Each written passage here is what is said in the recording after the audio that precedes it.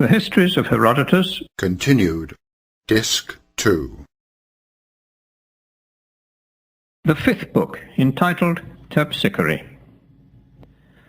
The Persians left behind by King Darius in Europe, who had Megabazus for their general, reduced before any other Hellespontine state the people of Perinthus, who had no mind to become subjects of the king. Now the Perinthians had ere this been roughly handled by another nation, the Paeonians. For the Paeonians, from about the Strymon, were once bidden by an oracle to make war upon the Perinthians, and if these latter, when the camps faced one another, challenged them by name to fight, then to venture on a battle, but if otherwise, not to make the hazard. The Paeonians followed the advice. Now the men of Perinthus drew out to meet them in the skirts of their city, and a threefold single combat was fought on challenge given. Man to man, and horse to horse, and dog to dog was the strife waged, and the Perinthians, winners of 2 combats out of the 3, in their joy had raised the paean, when the Paeonians, struck by the thought that this was what the oracle had meant, passed the word one to another, saying, "Now of a surety has the oracle been fulfilled for us. Now our work begins." Then the Paeonians set upon the Perinthians in the midst of their paean, and defeated them utterly, leaving but few of them alive. Such was the affair of the Paeonians, which happened a long time previously. At this time the Perinthians, after a brave struggle for freedom, were overcome by numbers, and yielded to Megabazus and his Persians. After Perinthus had been brought under, Megabazus led his host through Thrace, subduing to the dominion of the king all the towns and all the nations of those parts. For the king's command to him was that he should conquer Thrace. The Thracians are the most powerful people in the world, except, of course, the Indians, and if they had one head, or were agreed among themselves, it's my belief that their match could not be found anywhere, and that they would very far surpass all other nations. But such union is impossible for them, and there are no means of ever bringing it about. Herein, therefore, consists their weakness. The Thracians bear many names in the different regions of their country, but all of them have like usages in every respect, except only the Getae, the Trauci, and those who dwell above the people of Creston. Now the manners and customs of the Getae, who believe in their immortality, I've already spoken of. The Trauci in all else resemble the other Thracians, but have customs at births and deaths, which I'll now describe. When a child is born, all its kindred sit round about it in a circle and weep for the woes it will have to undergo now that it's come into the world, making mention of every ill that falls to the lot of humankind. When, on the other hand, a man has died, they bury him with laughter and rejoicings, and say that now he's free from a host of sufferings and enjoys the completest happiness. The Thracians who live above the Crestonians observe the following customs. Each man among them has several wives, and no sooner does a man die than a sharp contest ensues among the wives upon the question which of them all the husband loved most tenderly. The friends of each eagerly plead on her behalf, and she to whom the honour is adjudged, after receiving the praises both of men and women, is slain over the grave by the hand of her next of kin, and then buried with her husband. The others are sorely grieved, for nothing is considered such a disgrace. The Thracians who do not belong to these tribes have the customs which follow. They sell their children to traders. On their maidens they keep no watch, but allow them to enjoy any men they wished, while on the conduct of their wives they keep a most strict watch. Brides are purchased of their parents for large sums of money. Tattooing among them marks noble birth, and to the want of it, low birth. To be idle is accounted the most honourable thing, and to be a tiller of the ground the most dishonourable. To live by war and plunder is of all things the most glorious. These are the most remarkable of their customs. The gods which they worship are but 3, Ares, Dionysus, and Artemis. Their kings, however, unlike the rest of the citizens, worship Hermes more than any other god, always swearing by his name, and declaring that they are themselves sprung from him. Their wealthy ones are buried in the following fashion. The body is laid out for 3 days, and during this time they kill victims of all kinds, and feast upon them, after first bewailing the departed. Then they either burn the body or else bury it in the ground.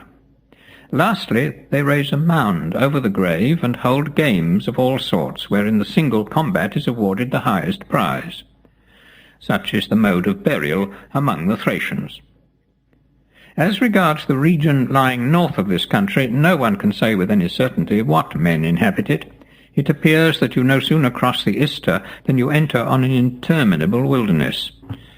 The only people of whom I can hear as dwelling beyond the Ister are the race named Sigynni, who wear, they say, a dress like the Medes, and have horses which are covered entirely with a coat of shaggy hair 5 fingers in length. They are a small breed, flat-nosed, and not strong enough to bear men on their backs, but when yoked to chariots, they're among the swiftest known, which is the reason why the people of that country use chariots. Their borders reach down almost to the Eneti upon the Adriatic Sea, and they call themselves colonists of the Medes. But how they can be colonists of the Medes, I, for my part, can't imagine. Still, nothing is impossible in the long lapse of ages. Sigynni is the name which the Ligurians, who dwell above Massilia, give to traders, while among the Cyprians the word means spears. According to the account which the Thracians give, the country beyond the Ister is possessed by bees, on account of which it's impossible to penetrate farther. But in this they seem to me to say what has no likelihood, for it's certain that those creatures are very impatient of cold. I rather believe that it's on account of the cold that the regions which lie under the Bear are without inhabitants. Such, then, are the accounts given of this country, the sea-coast, whereof Megabazus was now employed in subjecting to the Persians. King Darius had no sooner crossed the Hellespont and reached Sardis than he bethought himself of the good deed of Histiaeus the Milesian, and the good counsel of the Mytilenean Coes. He therefore sent for both of them to Sardis, and bade them each crave a boon at his hands. Now Histiaeus, as he was already king of Miletus, didn't make request for any government besides, but asked Darius to give him Myrcinus of the Edonians, where he wished to build him a city. Such was the choice that Histiaeus made. Coes, on the other hand, as he was a mere burgher and not a king, requested the sovereignty of Mytilene. Both alike obtained their requests, and straightway betook themselves to the places which they had chosen. It chanced in the meantime that King Darius saw a sight which determined him to bid Megabazus remove the Paeonians from their seats in Europe and transport them to Asia. There were 2 Paeonians, Pygries and Mantiaes, whose ambition it was to obtain the sovereignty over their countrymen. As soon, therefore, as ever Darius crossed into Asia, these men came to Sardis and brought with them their sister, who was a tall and beautiful woman. Having so done, they waited till a day came when the king sat in state in the suburb of the Lydians, and then, dressing their sister in the richest gear they could, sent her to draw water for them. She bore a pitcher upon her head, and with one arm led a horse, while all the way as she went she span flax. Now as she passed by where the king was, Darius took notice of her, for it was neither like the Persians nor the Lydians, nor any of the dwellers in Asia, to do as she did. Darius accordingly noted her, and ordered some of his guard to follow her steps, and watch to see what she would do with the horse. So the spearmen went, and the woman, when she came to the river, first watered the horse, and then, filling the pitcher, came back the same way she had gone, with the pitcher of water upon her head, and the horse dragging upon her arm, while she still kept twirling the spindle. King Darius was full of wonder, both at what they who had watched the woman told him, and at what he had himself seen. So he commanded that she should be brought before him. And the woman came, and with her appeared her brothers, who had been watching everything a little way off. Then Darius asked them of what nation the woman was, and the young men replied that they were Paeonians, and she was their sister. Darius rejoined by asking who the Paeonians were, and in what part of the world they lived, and further, what business had brought the young men to Sardis.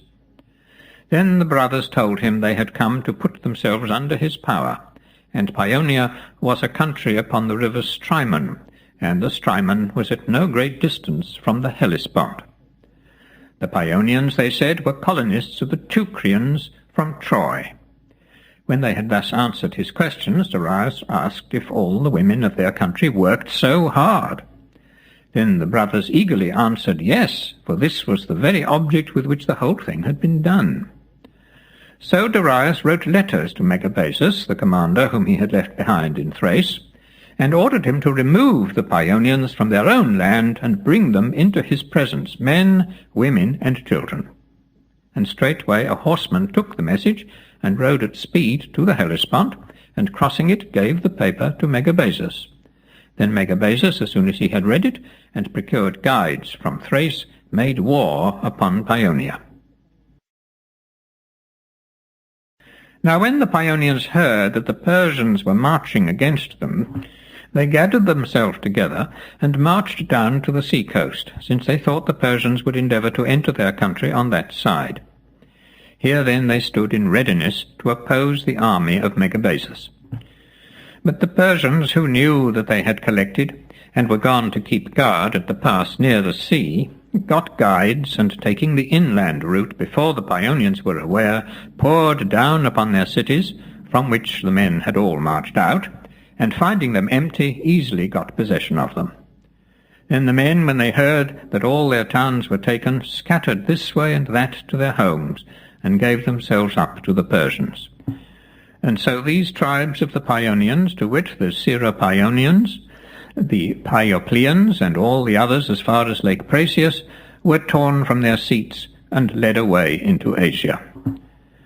They, on the other hand, who dwelt about Mount Pangaium in the country of the Teuberes, the Agrianians and the Odomantians, and they likewise who inhabited Lake Prasius, were not conquered by Megabazus. He sought indeed to subdue the dwellers upon the lake, but couldn't effect his purpose. Their manner of living is the following. Platforms, supported upon tall piles, stand in the middle of the lake, which are approached from the land by a single narrow bridge. At the first, the piles which bear up the platforms were fixed in their places by the whole body of the citizens, but since that time the custom which has prevailed about fixing them is this. They are brought from a hill called Obilus, and every man drives in 3 for each wife that he marries. Now the men have all many wives apiece, and this is the way in which they live. Each has his own hut, wherein he dwells, upon one of the platforms, and each has also a trapdoor giving access to the lake beneath. And their wont is to tie their baby children by the foot with a string to save them from rolling into the water. They feed their horses and their other beasts upon fish, which abound in the lake to such a degree that a man has only to open his trapdoor and to let down a basket by a rope into the water, and then to wait a very short time, when he draws it up quite full of them. The fish are of 2 kinds, which they call the paprax and the tilon. The Paeonians, therefore, at least such of them as had been conquered, were led away into Asia. As for Megabazus, he no sooner brought the Paeonians under than he sent into Macedonia an embassy of Persians, choosing for the purpose the 7 men of most note in all the army after himself. These persons were to go to Amyntas and require him to give earth and water to King Darius. Now there's a very short cut from the Lake Prasius across to Macedonia.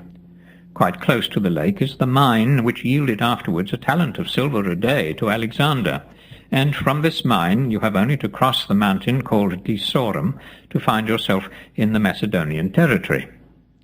So the Persians sent upon this errand, when they reached the court and were brought into the presence of Amyntas, required him to give earth and water to King Darius. And Amyntas not only gave them what they asked, but also invited them to come and feast with him, after which he made ready the board with great magnificence and entertained the Persians in right friendly fashion. Now when the meal was over, and they were all set to the drinking, the Persians said, "Dear Macedonian, We Persians have a custom, when we make a great feast, to bring with us to the board our wives and concubines, and make them sit beside us. Now then, as thou hast received us so kindly, and feasted us so handsomely, and givest moreover earth and water to King Darius, do also after our custom in this matter. Then Amyntas answered, O Persians, we have no such custom as this, but with us men and women are kept apart. Nevertheless, since you, who are our lords, wish it, this also shall be granted to you. When Amyntas had thus spoken, he bade some go and fetch the women. And the women came at his call, and took their seats in a row over against the Persians. Then when the Persians saw that the women were fair and comely, they spoke again to Amyntas, and said that what had been done was not wise, for it had been better for the women not to have come at all, than to come in this way, and not to sit by their sides, but to remain over against them, the torment of their eyes. So Amyntas was forced to bid the women sit side by side with the Persians. The women did as he ordered, and then the Persians, who had drunk more than they ought, began to put their hands on them, and one even tried to give the woman next him a kiss. King Amyntas saw, but he kept silence, although sorely grieved, for he greatly feared the power of the Persians. Alexander, however, Amyntas's son, who was likewise there and witnessed the whole, being a young man and unacquainted with suffering, couldn't any longer restrain himself.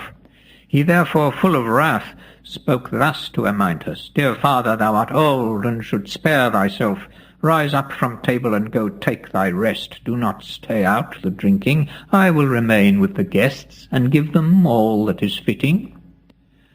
Amyntas, who guessed that Alexander would play some wild prank, made answer, Dear son, thy words sound to me as those of one who is well nigh on fire, and I perceive thou sendest me away that thou mayst do some wild deed. I beseech thee, make no commotion about these men, lest thou bring us all to ruin, but bear to look calmly on what they do. For myself I will e'en withdraw, as thou biddest me. Amyntas, when he had thus besought his son, went out. And Alexander said to the Persians, Look on these ladies as your own, dear strangers, all or any of them. Only tell us your wishes. But now, as the evening wears, and I see you have all had wine enough, let them, if you please, retire, and when they have bathed, they shall come back again. To this the Persians agreed, and Alexander, having got the women away, sent them off to the harem, and made ready in their room an equal number of beardless youths, whom he dressed in the garments of the women, and then, arming them with daggers, brought them in to the Persians, saying as he introduced them, Methinks, dear Persians, that your entertainment has fallen short in nothing. We have set before you all that we had ourselves in store, and all that we could anywhere find to give you. And now, to crown the whole, we make over to you our sisters and our mothers, that you may perceive yourselves to be entirely honored by us, even as you deserve to be, and also that you may take back word to the king who sent you here, that there was one man, a Greek, the satrap of Macedonia, by whom you were both feasted and lodged handsomely. So speaking, Alexander set by the side of each Persian one of those whom he had called Macedonian women, but who were, in truth, men. And these men, when the Persians began to be rude, dispatched them with their daggers. So the ambassadors perished by this death, both they and also their followers. For the Persians had brought a great train with them, carriages and attendants and baggage of every kind, all of which disappeared at the same time as the men themselves. Not very long afterwards the Persians made strict search for their lost embassy, but Alexander, with much wisdom, hushed up the business, bribing those sent on the errand, partly with money and partly with the gift of his own sister, Gygia, whom he gave in marriage to Bubares, a Persian, the chief leader of the expedition which came in search of the lost men. Thus the death of these Persians was hushed up, and no more was said of it. Now that the men of this family are Greeks, sprung from Perdiccas, as they themselves affirm, is a thing which I can declare of my own knowledge, and which I will hereafter make plainly evident. That they are so has been already adjudged by those who managed the Pan-Hellenic contest at Olympia. For when Alexander wished to contend in the games, and had come to Olympia with no other view, the Greeks who were about to run against him would have excluded him from the contest, saying that Greeks only were allowed to contend, and not barbarians. But Alexander proved himself to be an Argive, and was distinctly adjudged a Greek, after which he entered the lists for the foot race, and was drawn to run in the first pair. Thus was this matter settled. Megabazus, having reached the Hellespont with the Paeonians, crossed it and went up to Sardis. He had become aware, while in Europe, that Histiaeus the Milesian was raising a wall at Myrcinus, the town upon the Strymon, which he had obtained from King Darius as his guerdon for keeping the bridge. No sooner, therefore, did he reach Sardis with the Paeonians than he said to Darius, "What mad thing is this that thou hast done, sire, to let a Greek, a wise man and a shrewd, get hold of a town in Thrace, a place too where there is abundance of timber fit for shipbuilding, and ores in plenty, and mines of silver, and about which are many dwellers, both Greek and barbarian, ready enough to take him for their chief, and by day and night to do his bidding? I pray thee, make this man cease his work, if thou wouldst not be entangled in a war with thine own followers. Stop him, but with a gentle message, only bidding him to come to thee. Then, when thou once hast him in thy power, be sure thou take good care that he never get back to Greece again." With these words Megabazus easily persuaded Darius, who thought he had shown true foresight in this matter. Darius therefore sent a messenger to Myrcinus, who said, "These be the words of the king to thee, O Histiaeus. I have looked to find a man well affectioned towards me and towards my greatness, and I have found none whom I can trust like thee. Thy deeds, and not thy words only, have proved thy love for me. Now then, since I have a mighty enterprise in hand, I pray thee, come to me, that I may show thee what I purpose." Histiaeus, when he heard this, put faith in the words of the messenger, and as it seemed to him a grand thing to be the king's counsellor, he straightway went up to Sardis. Then Darius, when he was come, said to him, "Dear Histiaeus, hear why I have sent for thee. No sooner did I return from Scythia and lose thee out of my sight, than I longed, as I have never longed for aught else, to behold thee once more, and to interchange speech with thee. Right sure I am there is nothing in all the world so precious as a friend, who is at once wise and true, both which thou art, as I have had good proof in what thou hast already done for me. Now then, 'tis well thou art come, for look, I have an offer to make to thee. Let go Miletus and thy newly founded town in Thrace, and come with me up to Susa. Share all that I have, live with me, and be my counsellor." When Darius had thus spoken, he made Artaphernes, his brother by the father's side, governor of Sardis, and taking Histiaeus with him, went up to Susa. He left as general of all the troops upon the sea-coast Otanes, son of Sisamnes, whose father King Cambyses slew and flayed, because that he, being of the number of the royal judges, had taken money to give an unrighteous sentence. Therefore Cambyses slew and flayed Sisamnes, and cutting his skin into strips, stretched them across the seat of the throne whereon he had been wont to sit when he heard causes. Having so done, Cambyses appointed the son of Sisamnes to be judge in his father's room, and bade him never forget in what way his seat was cushioned.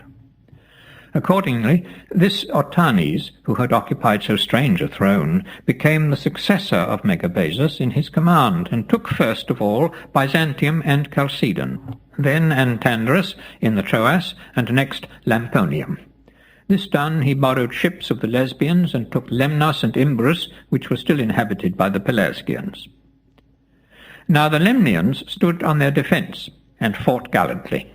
But when they were brought low in course of time, such as outlived the struggle were placed by the Persians under the government of Lycoritus, the brother of the Myandrius, who was tyrant of Samos. This Lycoritas died afterwards in his government. The cause which Otanes alleged for conquering and enslaving all these nations was that some had refused to join the king's army against Scythia, while others had molested the host on its return. Such were the exploits which Otanes performed in his command. Afterwards, but for no long time, there was a respite from suffering. Then from Naxos and Miletus troubles gathered anew about Ionia. Now Naxos at this time surpassed all the other islands in prosperity, and Miletus had reached the height of her power and was the glory of Ionia. But previously, for 2 generations, the Milesians had suffered grievously from civil disorders, which were composed by the Parians, whom the Milesians chose before all the rest of the Greeks to rearrange their government. Now the way in which the Parians healed their differences was the following.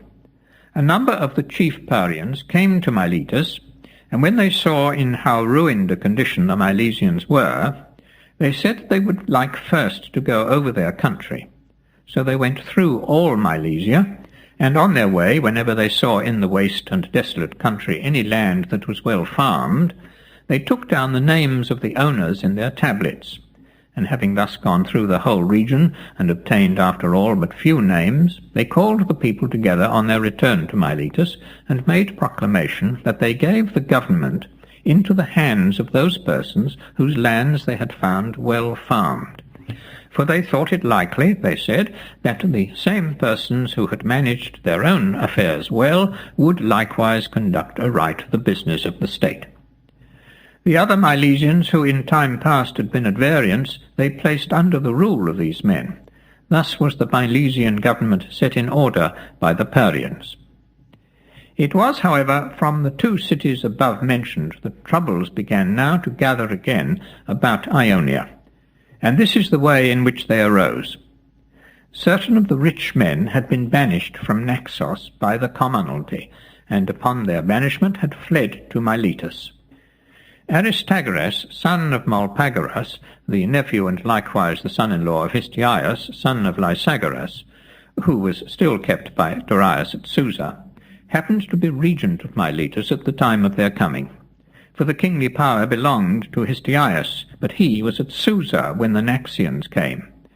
Now these Naxians had in times past been bond friends of Histiaeus, and so on their arrival at Miletus they addressed themselves to Aristagoras and begged him to lend them such aid as his ability allowed, in hopes thereby to recover their country. Then Aristagoras, considering with himself that if the Naxians should be restored by his help he would be lord of Naxos, put forward the friendship with Histiaeus to cloak his views, and spoke as follows.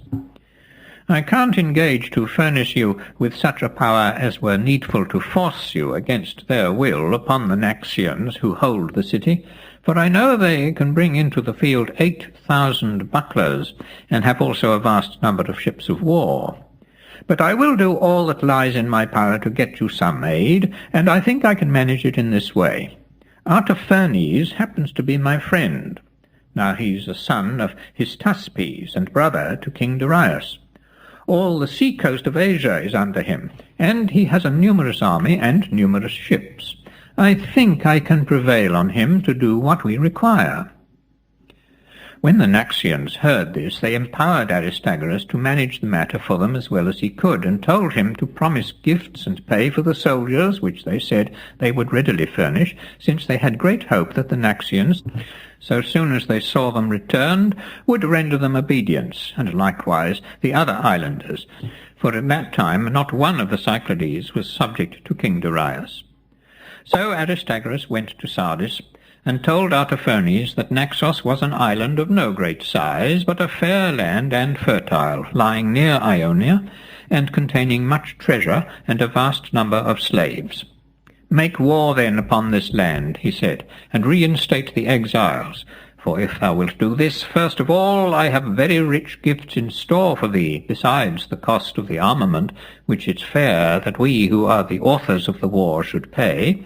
And secondly, thou wilt bring under the power of the king, not only Naxos, but the other islands which depend on it, as Paros, Andros, and all the rest of the Cyclades. And when thou hast gained these, thou mayest easily go on against Euboea, which is a large and wealthy island, not less in size than Cyprus, and very easy to bring under. 100 ships were quite enough to subdue the whole. The other answered, Truly thou art the author of a plan which may much advantage the house of the king, and thy counsel is good in all points except the number of the ships. Instead of 100, 200 shall be at thy disposal when the spring comes, but the king himself must first approve the undertaking.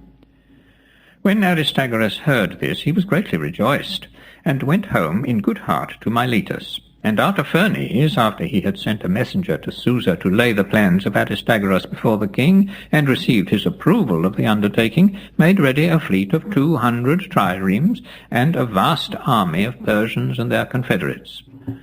The command of these he gave to a Persian named Megabates, who belonged to the house of the Achaemenids, being nephew both to himself and to King Darius. It was to a daughter of this man that Pausanias, the Lacedaemonian, the son of Cleombrotus, if at least there be any truth in the tale, was affianced many years afterwards, when he conceived the desire of becoming tyrant of Greece. Artaphernes, now having named Megabates to the command, sent forward the armament to Aristagoras.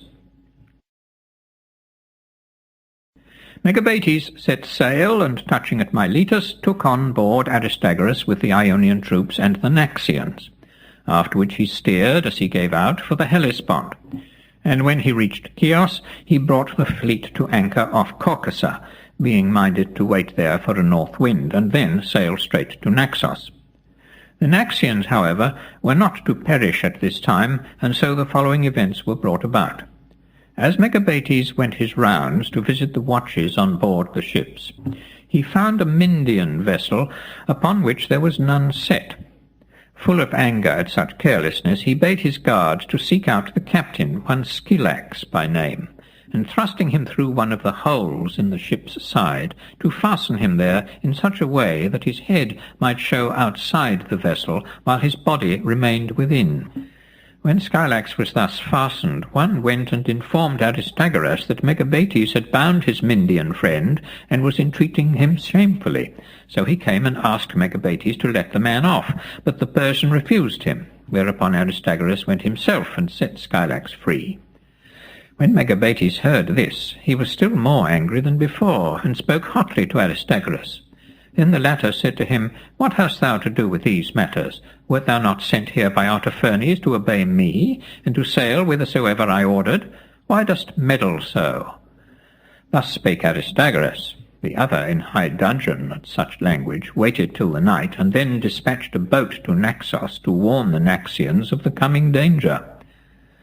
Now the Naxians up to this time had not had any suspicion that the armament was directed against them.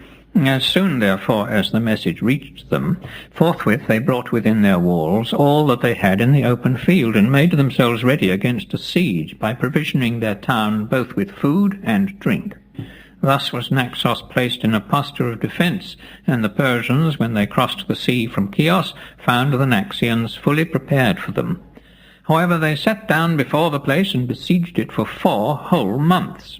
When at length all the stores which they had brought with them were exhausted, and Aristagoras had likewise spent upon the siege no small sum from his private means, and more was still needed to ensure success, the Persians gave up the attempt, and first building certain forts, wherein they left the banished Naxians, withdrew to the mainland, having utterly failed in their undertaking. And now Aristagoras found himself quite unable to make good his promises to Artaphernes. Nay, he was even hard-pressed to meet the claims whereto he was liable for the pay of the troops, and at the same time his fear was great, lest, owing to the failure of the expedition and his own quarrel with Megabates, he should be ousted from the government of Miletus. These manifold alarms had already caused him to contemplate raising a rebellion, when the man with the marked head came from Susa, bringing him instructions on the part of Histiaeus to revolt from the king. For Histiaeus, when he was anxious to give Aristagoras orders to revolt, could find but one safe way, as the roads were guarded, of making his wishes known, which was by taking the trustiest of his slaves, shaving all the hair from off his head, and then pricking letters upon the skin and waiting till the hair grew again. Thus accordingly he did, and as soon as ever the hair was grown, he dispatched the man to Miletus, giving him no other message than this: When thou art come to Miletus, bid Aristagoras shave thy head, and look thereon. Now the marks on the head, as I've already mentioned, were a command to revolt. All this Histiaeus did because it irked him greatly to be kept at Susa, and because he had strong hopes that if troubles broke out he would be sent down to the coast to quell them, whereas if Miletus made no movement, he didn't see a chance of his ever again returning thither. Such then were the views which led Histiaeus to dispatch his messenger, and it so chanced that all these several motives to revolt were brought to bear upon Aristagoras at one and the same time. Accordingly, at this juncture Aristagoras held a council of his trusty friends, and laid the business before them, telling them both what he had himself purposed, and what message had been sent him by Histiaeus.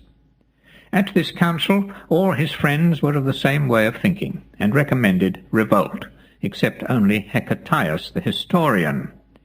He, first of all, advised them by all means to avoid engaging in war with the king of the Persians, whose might he set forth, and whose subject nations he enumerated.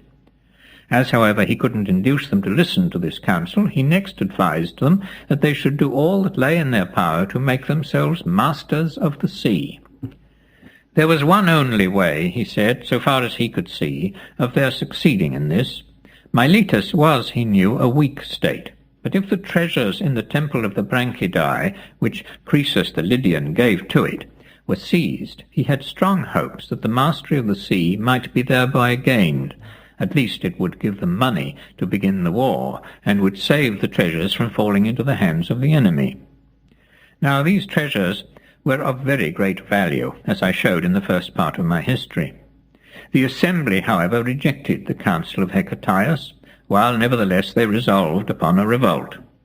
One of their number, it was agreed, should sail to Meus, where the fleet had been lying since its return from Naxos, and endeavour to seize the captains who had gone there with the vessels. Herodotus accordingly was dispatched on this errand, and he took with guile Oleatus, the son of Eubanolis, the Milesian, and Histiaeus, the son of Timnes, the Temerian, Coes, likewise the son of Alexander, to whom Darius gave Mytilene, and Aristagoras, the son of Heraclides, the Chimaean, and also many others. Thus Aristagoras revolted openly from Darius, and now he set to work to scheme against him in every possible way.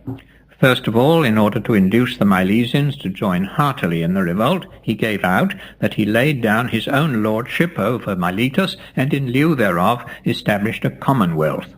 After which, throughout all Ionia he did the like.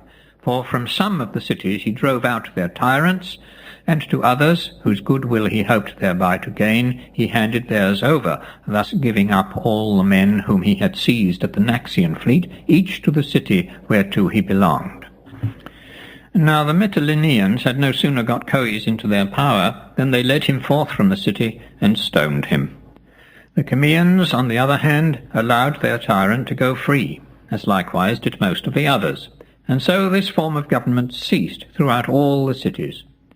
Aristagoras the Milesian, after he had in this way put down the tyrants and bidden the cities choose themselves captains in their room, sailed away himself on board a trireme to Lacedaemon, for he had great need of obtaining the aid of some powerful ally. At Sparta, Anaxandridas, the son of Leo, was no longer king. He had died, and his son Cleomenes had mounted the throne, not, however, by right of merit, but of birth. Anaxandridas took to wife his own sister's daughter, and was tenderly attached to her, but no children came from the marriage. Hereupon the Ephors called him before them, and said, If thou hast no care for thine own self, nevertheless we cannot allow this, nor suffer the race of Eristhenes to die out from among us. Come then, as thy present wife bears thee no children, put her away, and wed another.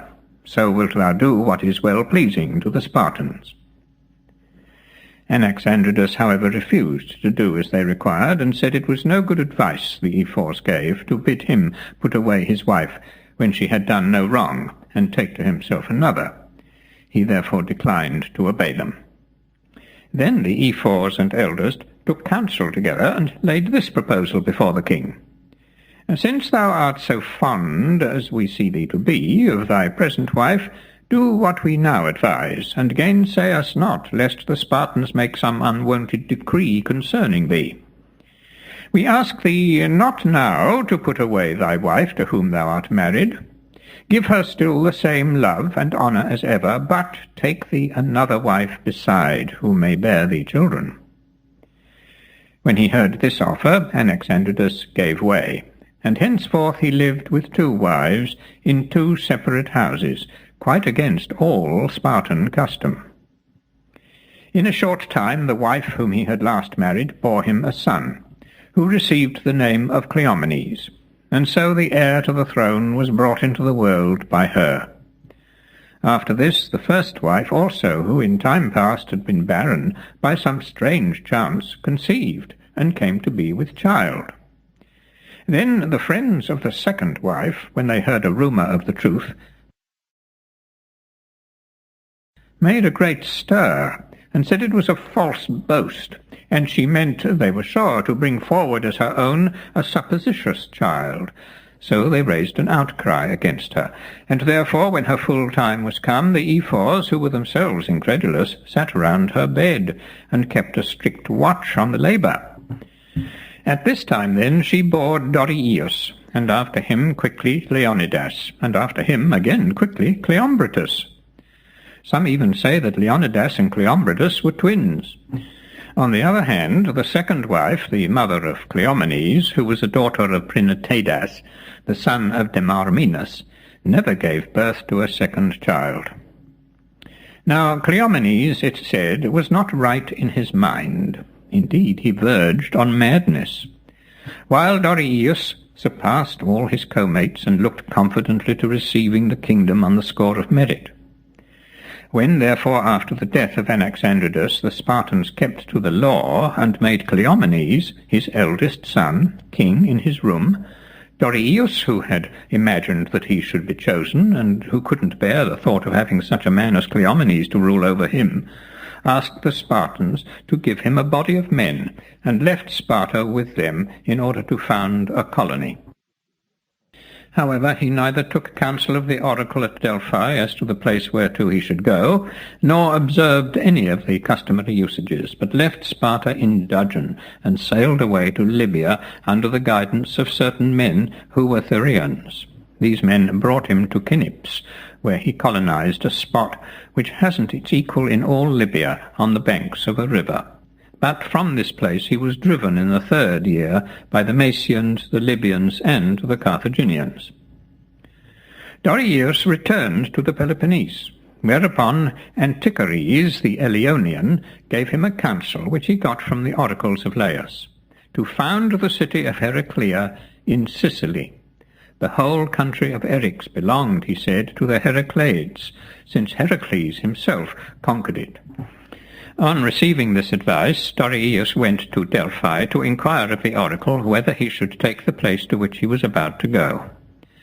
The Pythoness prophesied that he would, whereupon Dorieus went back to Libya, took up the men who had sailed with him at the first, and proceeded on his way along the shores of Italy. Just at this time the Sybarites say they and their king Tellus were about to make war upon Crotona, and the Crotoniates, greatly alarmed, besought Dorieus to lend them aid. Dorieus was prevailed upon, bore part in the war against Sybaris, and had a share in taking the town. Such is the account which the Sybarites give of what was done by Dorieus and his companions. The Crotoniates, on the other hand, maintain that no foreigner lent them aid in their war against the Sybarites, save and except Callias the Elean, a soothsayer of the race of the Iamidai, and he only forsook Tellus, the Sybaritic king, and deserted to their side when he found on sacrificing that the victims were not favourable to an attack on Crotona. Such is the account which each party gives of these matters. Both parties likewise adduce testimonies to the truth of what they say. The Sybarites show a temple and sacred precinct near the dry stream of the Crastis, which they declare that Dorieus, after taking their city, dedicated to Athena Crastias. And further, they bring forward the death of Dorieus as the surest proof, since he fell, they say, because he disobeyed the oracle.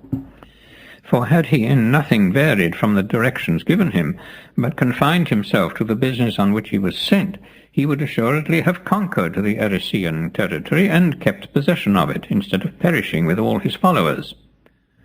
The Crotoniats, on the other hand, point to the numerous allotments within their borders which were assigned to Callias the Elean by their countrymen, and which, to my day, remained in the possession of his family, while Dorieus and his descendants, they remark, possess nothing.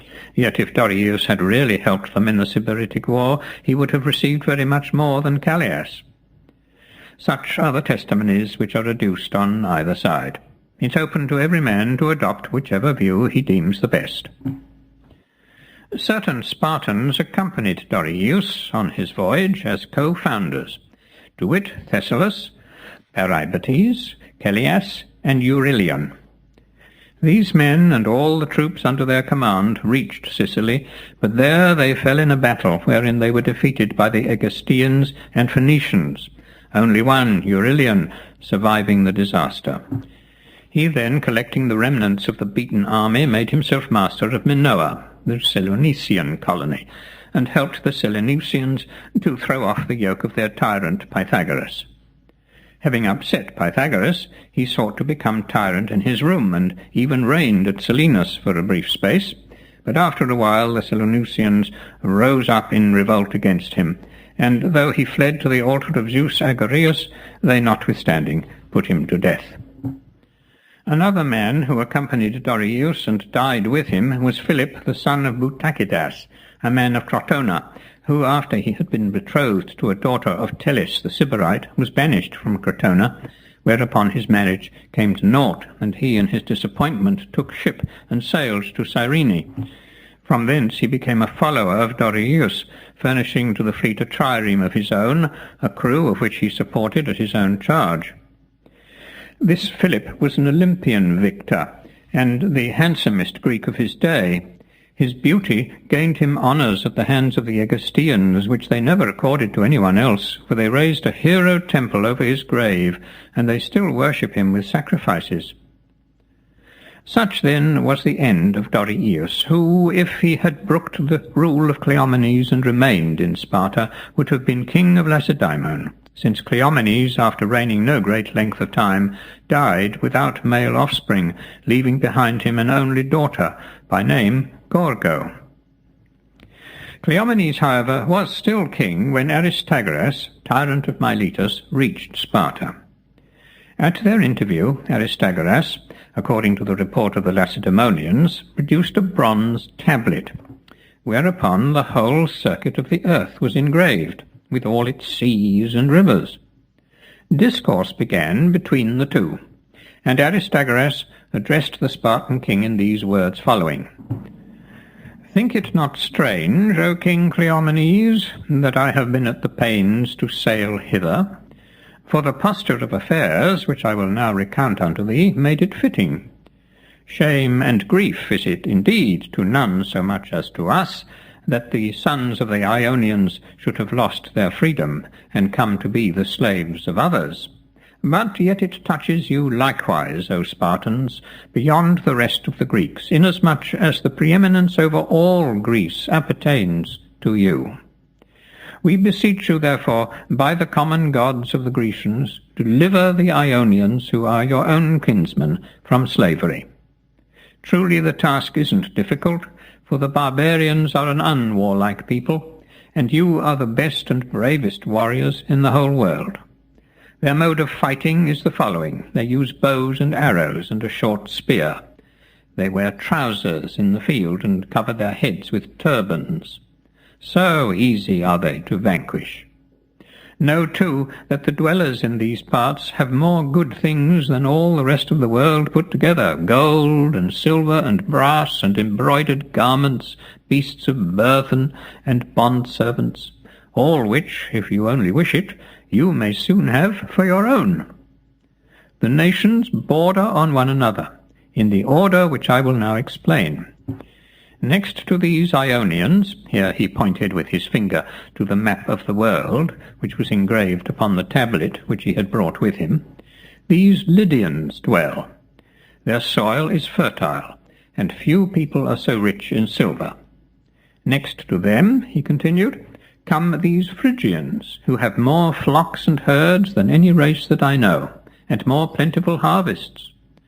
On them border the Cappadocians, whom we Greeks know by the name of Syrians. They are neighbours to the Cilicians, who extend all the way to this sea, where Cyprus, the island which you see here, lies. The Cilicians pay the king a yearly tribute of 500 talents. Next to them come the Armenians, who live here. They too have numerous flocks and herds.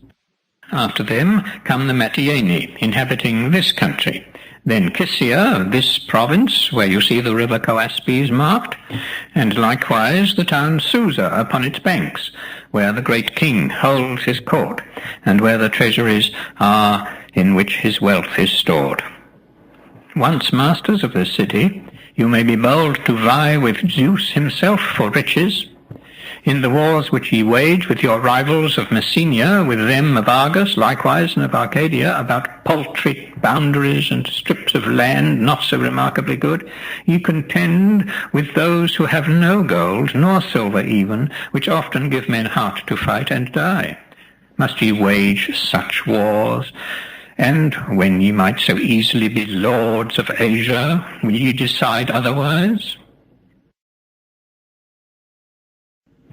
Thus spoke Aristagoras, and Cleomenes replied to him, Milesian, stranger, 3 days hence I will give thee an answer.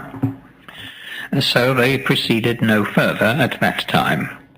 When, however, the day appointed for the answer came, and the two once more met, Cleomenes asked Aristagoras how many days' journey it was from the sea of the Ionians to the king's residence.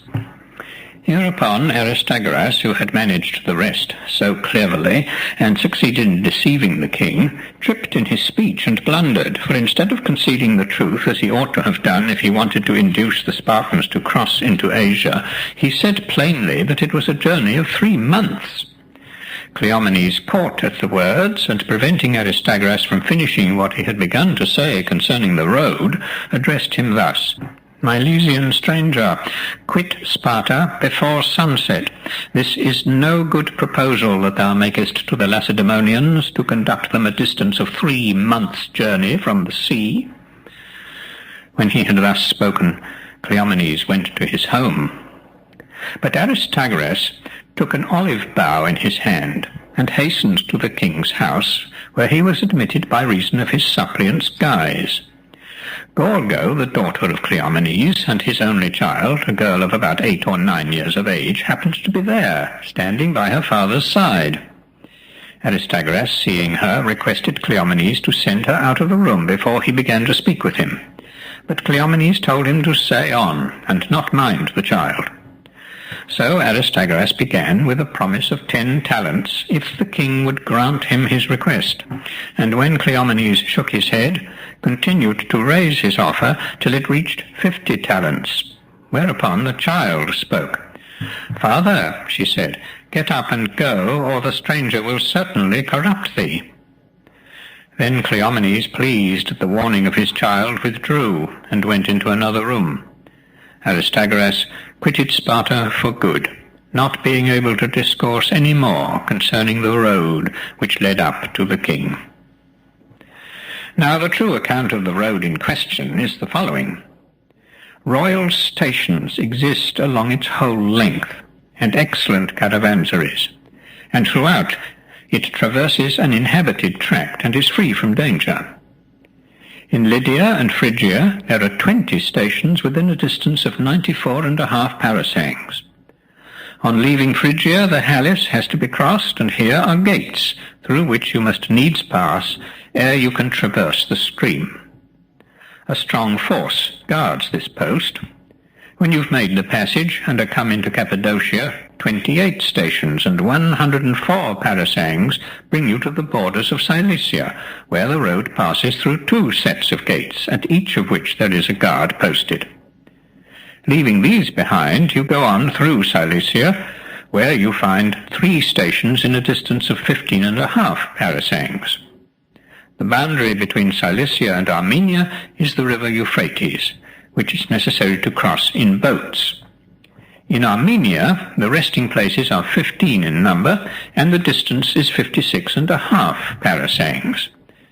There's one place where a guard is posted. 4 large streams intersect this district, all of which have to be crossed by means of boats. The first of these is the Tigris. The second and the third have both of them the same name, though they're not only different rivers, but don't even run from the same place. For the one which I've called the first of the 2 has its source in Armenia, while the other flows afterwards out of the country of the Mantineans.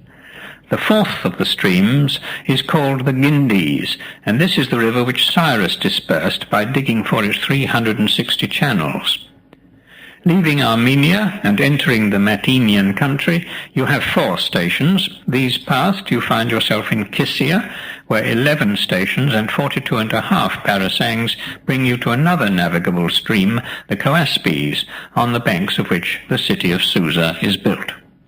Thus the entire number of the stations is raised to 111, and so many are in fact the resting places that one finds between Sardis and Susa. If then the royal road be measured aright, and the parasang equals as it does 30 furlongs, the whole distance from Sardis to the palace of Memnon, as it's called, amounting thus to 450 parasangs, would be 13,500 furlongs. Travelling then at the rate of 150 furlongs a day, one will take exactly 90 days to perform the journey. Thus, when Aristagoras the Milesian told Cleomenes the Lacedaemonian that it was a 3 months' journey from the sea up to the king, he said no more than the truth. The exact distance, if anyone desires still greater accuracy, is somewhat more, for the journey from Ephesus to Sardis must be added to the foregoing account, and this will make the whole distance between the Greek Sea and Susa, or the city of Memnon as it's called, 14,040 furlongs, since Ephesus is distant from Sardis 540 furlongs. This would add 3 days to the 3 months' journey. When Aristagoras left Sparta, he hastened to Athens, which had got quit of its tyrants in the way that I'll now describe. After the death of Hipparchus, the son of Pisistratus and brother of the tyrant Hippias, who, in spite of the clear warning he had received concerning his fate in a dream, was slain by Harmodius and Aristogeiton, men both of the race of the Gephyrians, the oppression of the Athenians continued by the space of 4 years, and they gained nothing but were worse used than before. Now the dream of Hipparchus was the following. The night before the Panathenaic festival, he thought he saw in his sleep a tall and beautiful man, who stood over him and read him the following riddle. Bear thou unbearable woes with the all-bearing heart of a lion, never be sure shall wrongdoer escape the reward of wrongdoing. As soon as day dawned, he sent and submitted his dream to the interpreters, after which he offered the averting sacrifices, and then went and led the procession in which he perished. The family of the Gephyrians, to which the murderers of Hipparchus belonged, according to their own account, came originally from Eritrea. My inquiries, however, have made it clear to me that they were in reality Phoenicians, descendants of those who came with Cadmus into the country now called Boeotia. Here they received for their portion the district of Tanagra, in which they afterwards dwelt. On their expulsion from this country by the Boeotians, which happened some time after that of the Cadmeans, from the same parts by the Argives, they took refuge at Athens. The Athenians received them among their citizens upon set terms, whereby they were excluded from a number of privileges which aren't worth mentioning. Now the Phoenicians who came with Cadmus, and to whom the Gephyrii belonged, introduced into Greece upon their arrival a great variety of arts, among the rest that of writing, whereof the Greeks till then had, as I think, been ignorant. And originally they shaped their letters exactly like all the other Phoenicians, but afterwards, in course of time, they changed by degrees their language, and together with it the form likewise of their characters.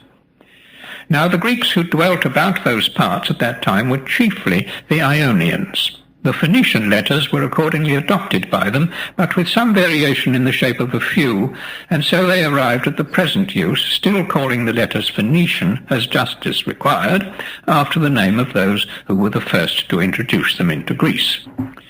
Paper rolls also were called from of old parchments by the Ionians, because formerly, when paper was scarce, they used instead the skins of sheep and goats, on which material many of the barbarians are even now wont to write.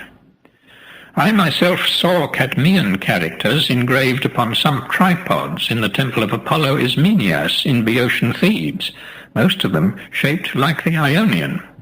One of the tripods has the inscription following, "Me did Amphitryon place, from the far Teleboans coming." This would be about the age of Laius, the son of Labdacus, the son of Polydorus, the son of Cadmus. Another of the tripods has this legend in the hexameter measure, "I to far-shooting Phoebus was offered by Scius the boxer, when he had won at the games a wondrous beautiful offering." This might be Scius, the son of Hippocoon, and the tripod, if dedicated by him and not by another of the same name, would belong to the time of Oedipus, the son of Laius. The third tripod has also an inscription in hexameters which runs thus, "King Laodamas gave this tripod to far-seeing Phoebus when he was set on the throne, a wondrous beautiful offering." It was in the reign of this Laodamas, the son of Eteocles, that the Cadmeans were driven by the Argives out of their country and found a shelter with the Encheleans. The Gephyrians at that time remained in the country, but afterwards they retired before the Boeotians and took refuge at Athens, where they have a number of temples for their separate use, which the other Athenians aren't allowed to enter. Among the rest, one of Achaean Demeter, in whose honour they likewise celebrate special orgies. Having thus related the dream which Hipparchus saw, and traced the descent of the Gephyrians, the family whereto his murderers belonged, I must proceed with the matter whereof I was intending before to speak, to wit, the way in which the Athenians got quit of their tyrants.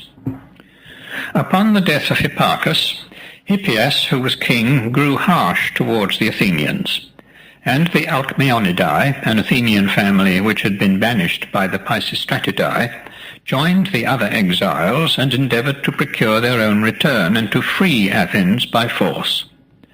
They seized and fortified Lipsydrium above Paeonia and tried to gain their object by arms, but great disasters befell them, and their purpose remained unaccomplished. They therefore resolved to shrink from no contrivance that might bring them success, and accordingly they contracted with the Amphictyons to build the temple which now stands at Delphi, but which in those days did not exist. Having done this, they proceeded, being men of great wealth and members of an ancient and distinguished family, to build the temple much more magnificently than the plan obliged to them. Besides other improvements, instead of the coarse stone whereof by the contract the temple was to have been constructed, they made the facings of Parian marble. These same men, if we may believe the Athenians, during their stay at Delphi, persuaded the Pythoness by a bribe to tell the Spartans, whenever any of them came to consult the oracle, either on their own private affairs or on the business of the state, that they must free Athens. So the Lacedaemonians, when they found no answer ever returned to them but this, sent at last Anchimelius, the son of Aster, a man of note among their citizens, at the head of an army against Athens, with orders to drive out the Pisistratidae, albeit they were bound to them by the closest ties of friendship, for they esteemed the things of heaven more highly than the things of men. The troops went by sea and were conveyed in transports.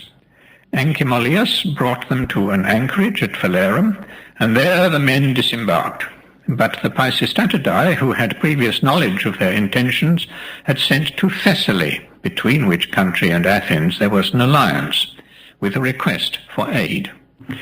The Thessalians, in reply to their entreaties, sent them by a public vote 1,000 horsemen, under the command of their king, Cineas, who was a Conniaean. When this help came, the Pisistratidae laid their plan accordingly. They cleared the whole plain about Phalerum so as to make it fit for the movements of cavalry, and then charged the enemy's camp with their horse, which fell with such fury upon the Lacedaemonians as to kill numbers, among the rest Anchimolius the general, and to drive the remainder to their ships. Such was the fate of the first army sent from Lacedaemon, and the tomb of Anchimolius may be seen to this day in Attica. It's at Alopicae, Foxtown, near the temple of Heracles in Kinosargos. Afterwards the Lacedaemonians dispatched a larger force against Athens, which they put under the command of Cleomenes, son of Anaxandridas, one of their kings. These troops were not sent by sea, but marched by the mainland. When they were coming to Attica, their first encounter was with the Thessalian horse, which they shortly put to flight, killing above 40 men. The remainder made good their escape and fled straight to Thessaly. Cleomenes proceeded to the city, and with the aid of such of the Athenians as wished for freedom, besieged the tyrants who had shut themselves up in the Pelasgic fortress. And now there had been small chance of the Pisistratidae falling into the hands of the Spartans, who didn't even design to sit down before the place, which had moreover been well provisioned beforehand with stores both of meat and drink. Nay, it's likely that after a few days' blockade the Lacedaemonians would have quitted Attica altogether and gone back to Sparta, had not an event occurred most unlucky for the besieged and most advantageous for the besiegers. The children of the Pisistratidae were made prisoners as they were being removed out of the country. By this calamity all their plans were deranged, and as the ransom of their children they consented to the demands of the Athenians, and agreed within 5 days' time to quit Attica. Accordingly, they soon afterwards left the country, and withdrew to Sigeum on the Scamander, after reigning 36 years over the Athenians. By descent they were Pylians of the family of the Nereids, to which Codrus and Melanthus likewise belonged, men who in former times from foreign settlers became kings of Athens. And hence it was that Hippocrates came to think of calling his son Pisistratus. He named him after the Pisistratus who was a son of Nestor. Such then was the mode in which the Athenians got quit of their tyrants. What they did and suffered worthy of note from the time when they gained their freedom until the revolt of Ionia from King Darius, and the coming of Aristagoras to Athens, with a request that the Athenians would lend the Ionians aid, I shall now proceed to relate. The power of Athens had been great before, but now that the tyrants were gone, it became greater than ever. The chief authority was lodged with 2 persons, Cleisthenes of the family of the Alcmaeonids, who is said to have been the persuader of the Pythoness, and Isagoras, the son of Tisander, who belonged to a noble house, but whose pedigree I am not able to trace further, howbeit his kinsmen offer sacrifice to the Carian Zeus. These 2 men strove together for the mastery, and Cleisthenes, finding himself the weaker, called to his aid the common people. Hereupon, instead of the 4 tribes among which the Athenians had been divided hitherto, Cleisthenes made 10 tribes, and parcelled out the Athenians among them. He likewise changed the names of the tribes, for whereas they had till now been called after Gelion, Aigicares, Argades, and Hoples, the 4 sons of Ion, Cleisthenes set these names aside and called his tribes after certain other heroes, all of whom were native, except Ajax. Ajax was associated because, although a foreigner, he was a neighbour and an ally of Athens. My belief is that in acting thus, he did but imitate his maternal grandfather, Cleisthenes, king of Sicyon. This king, when he was at war with Argos, put an end to the contests of the rhapsodists at Sicyon, because in the Homeric hymns, Argos and the Argives were so constantly the theme of song. He likewise conceived the wish to drive Adrastus, the son of Teleus, out of his country, seeing that he was an Argive hero. For Adrastus had a shrine at Sicyon, which yet stands in the marketplace of the town. Cleisthenes therefore went to Delphi and asked the oracle if he might expel Adrastus. To this the Pythoness is reported to have answered, "Adrastus is the Sicyonians' king, but thou art only a robber."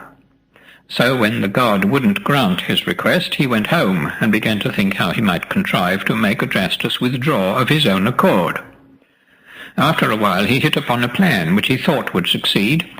He sent envoys to Thebes in Boeotia and informed the Thebans that he wished to bring Melanippus, the son of Astacus, to Sicyon. The Thebans consenting, Cleisthenes carried Melanippus back with him, assigned him a precinct within the government house, and built him a shrine there in the safest and strongest part. The reason for his so doing, which I mustn't forbear to mention, was because Melanippus was Adrastus's great enemy, having slain both his brother Megistes and his son-in-law Tydeus. Cleisthenes, after assigning the precinct to Melanippus, took away from Adrastus the sacrifices and festivals wherewith he had till then been honoured, and transferred them to his adversary. Hitherto the Sicyonians had paid extraordinary honours to Adrastus because the country had belonged to Polybus, and Adrastus was Polybus's daughter's son, whence it came to pass that Polybus, dying childless, left Adrastus his kingdom. Besides other ceremonies, it had been their wont to honour Adrastus with tragic choruses, which they assigned to him rather than Dionysus, on account of his calamities. Cleisthenes now gave the choruses to Dionysus, transferring to Melanippus the rest of the sacred rites.